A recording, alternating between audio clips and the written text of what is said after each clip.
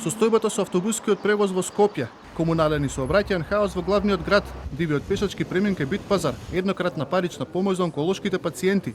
Советниците од град Скопје бараат одговори од Орца Ѓорѓиевски за проблемите кои секојдневно ги мачат скопјани.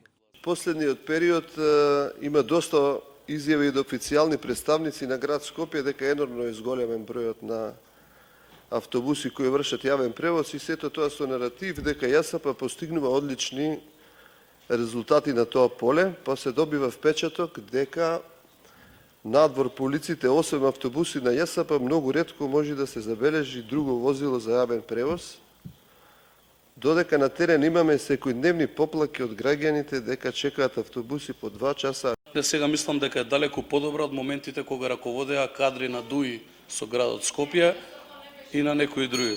Па добро, вие споменавте и за незране и за комунална хигиена, а еден ваш бивши директор кој што сега е во затвор, да многу е подобра состојбата откако не е вашиот директор.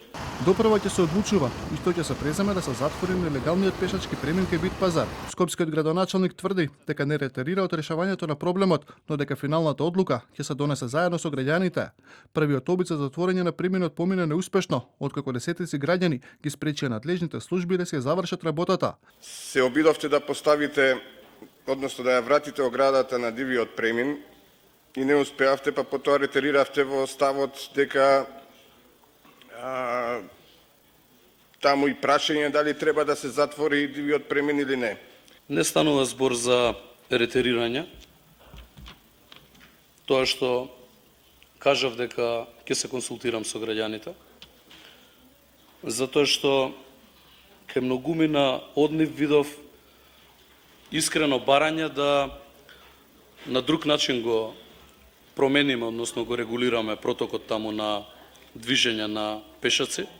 Советниците праша и поради кои заслуги поранешниот директор на Македонската радиотелевизија Маријан Цветковски е избран за директор на фондацијата Скопје, Европска претстолнина на културата.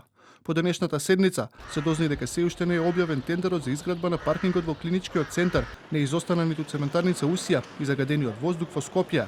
Скопје е со најтемна, односно со црна боја обоено како град кој што има највисока стапка на смртност поврзана со загадениот воздух во главниот град. Јас го делам вашиот став, но го делам и ставот со сите скопјани дека не треба да биде продолжена дозволата на цементарница Усија. Пред советниците, денеска и предлог изменувањето и дополнувањето на буџетот на град Скопје за 2026 година. Киното Милениум, Планетариумот и пожарникарите чекаат пари од измените на буџетот на главниот град.